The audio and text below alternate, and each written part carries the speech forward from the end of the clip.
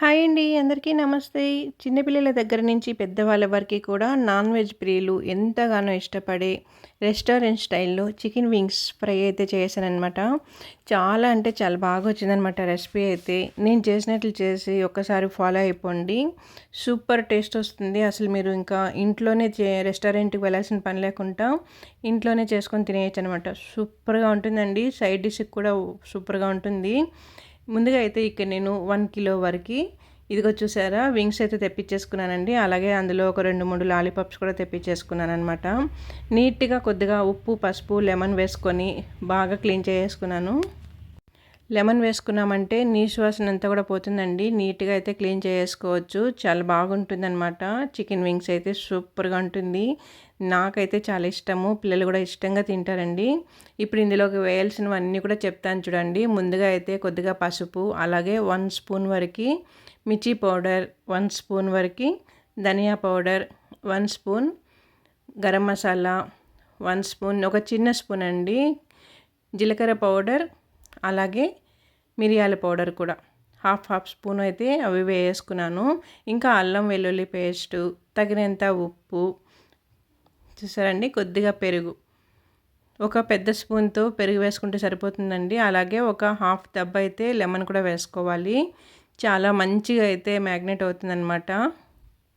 మనం వేసినవన్నీ కూడా బాగా పడతాయన్నమాట. ముక్క కూడా మెత్తగా వస్తుంది లెమన్ అనేది వేసుకున్నామంటే. వెనిగర్ కన్నా కూడా లెమన్ వేసుకుంటే చాలా మంచిదండి. అలాగే ఇక్కడ నేను పుదీనా కూడా సన్నగా కట్ చేసుకొని వేసుకున్నాను. ఇప్పుడు ఇవంతా కూడా మెత్తగా అయితే బాగా స్మూత్గా అలా కలిపేసుకోవాలండి. మొత్తం మనం వేసిన ఇంగ్రీడియంట్స్ అన్నీ కూడా ముక్కలకి పట్టేట్టుగా బాగా కలుపుకోవాలి. ఒక్కో ముక్క కూడా తీసుకుంటూ అలా కలుపుతూ ఉండాలన్నమాట. ఒక 5 మినిట్స్ అన్నా అలా కలుపుతూ ఉన్నామంటే వేసినవన్నీ కూడా ముక్కలకి బాగా పడతాయండి. మనకి అప్పుడు తినడానికి క్రిస్పీగా చాలా బాగా వస్తుందన్నమాట వింగ్స్ అనేటివి ఫ్రై అయితే.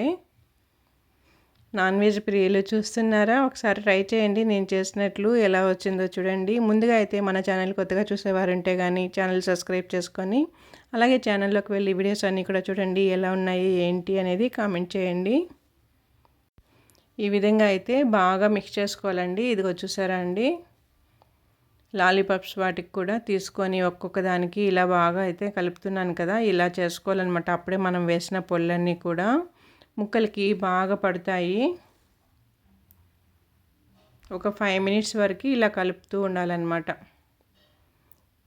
మనం వేసినవన్నీ కూడా మంచిగా పడతాయండి. ఇలా కలుపుతూ ఉన్నామంటే రెస్టారెంట్ స్టైల్లో అద్దరిపోయేట్టుగా మనం ఇంట్లోనే చేసుకుందాము, పిల్లలకి పెడదాము, మనము తిందాము. సూపర్ అంటే సూపర్గా ఉంటుంది. ఒకసారి ట్రై చేసి చూడండి.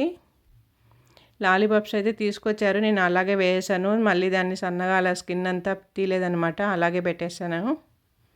ఇదిగోండి మంచిగా అయితే కలిపేసుకున్నాను కదా, మిక్స్ చేసుకున్నాను. ఇప్పుడు ప్లేట్ పెట్టేసుకొని ఒక హాఫ్ అన్ అవర్, మీకు టైం ఉంటే కానీ 2-3 అవర్స్ అయినా కూడా ఫ్రిడ్జ్లో పెట్టుకోవచ్చండి.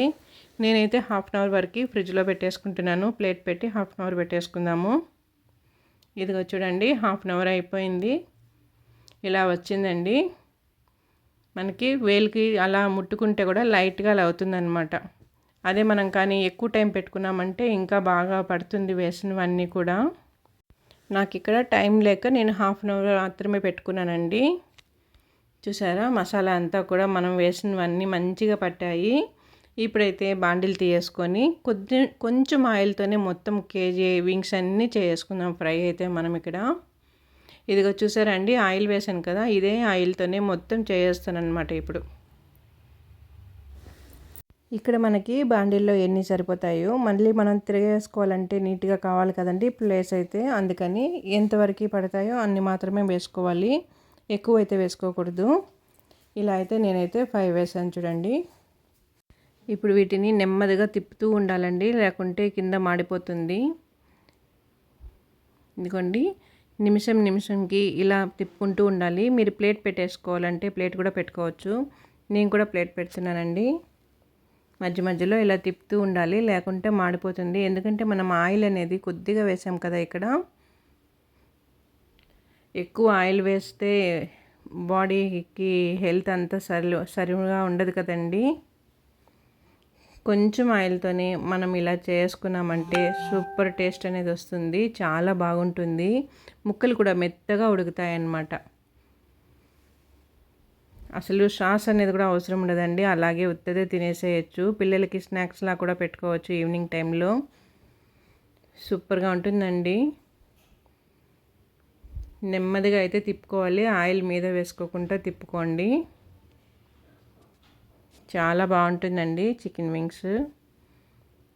ఇవైతే లాలీపాప్స్ అనమాట. నేను పైన కిందకైతే స్కిన్ అంతా లాగాలి, అది కొంచెం టైం పడుతుందని చెప్పి నేను అలాగే వేసేసాను. ఇదిగోండి, ఇప్పుడైతే మనకి లాలీపాప్స్ రెడీ అయిపోతూ ఉన్నాయన్నమాట. ఇందులో వింగ్స్ కూడా ఒక ముక్క అయితే వేసాను కదండి, ప్లేస్ ఉందని చెప్పి. ఇదైతే రెడీ అయిపోయింది, చూసారా? మంచిగా క్రిస్పీగా అయితే వేగింది. అన్నీ ఒకసారి తిప్పేసుకొని ఈ వింగ్స్ ముక్క మాత్రం పక్కకి తీసేసుకుందాము. అది రెడీ అయిపోయింది కదా.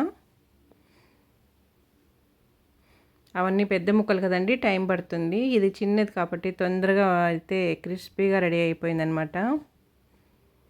దీన్ని పక్కకు తీయేస్తున్నాను. ఇప్పుడు వీటిని కూడా ఒక నిమిషం అలా పెట్టేసుకొని తీయేస్తాను. ముక్క అయితే మెత్తగా అయితే వచ్చేసిందండి.